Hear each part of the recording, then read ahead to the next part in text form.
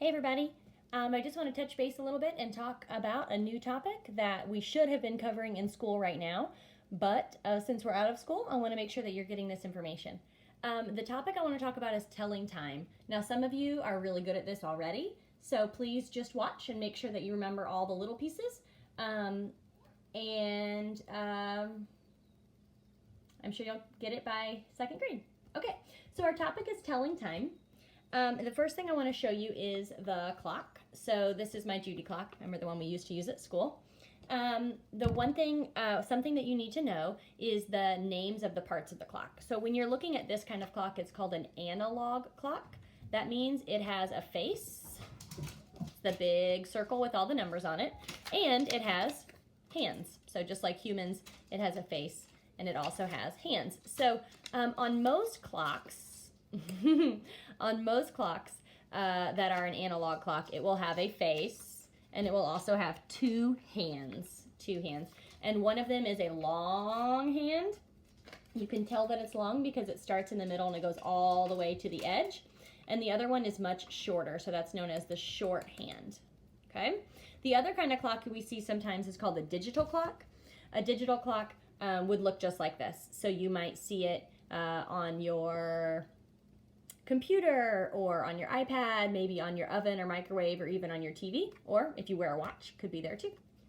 When we're talking about time and telling time, you have to remember that there are two different big chunks. One is the hour and one is the minute. Okay? When you're looking at an analog clock, the shorthand represents the hour of the day, the hour. And the longhand represents the minutes. So we have to remember that when we're telling time, we always want to know which hand we're looking at and what it means. So again, the shorthand is for the hour and the longhand is for the minute. And you have to read them in that order. You have to read the hour first and then the minute. If you're looking at a digital clock, it's the same idea. You read the hour first because it's written first, it's on this side, and then you read the minute. Okay? So I want to show you quickly just some examples of what that would look like. So if you were reading a digital clock,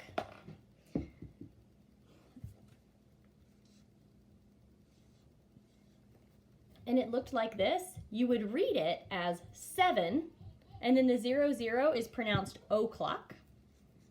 It's been a while since we've talked about that. So we would read that as 7 o'clock. If we saw a time that was a little bit different, you would still read it in the order. So we would read 10, and then when we get to the minutes, we actually read both digits. We read it 10:05. Not just 10:05, we would say 10:05. Okay, here's another example.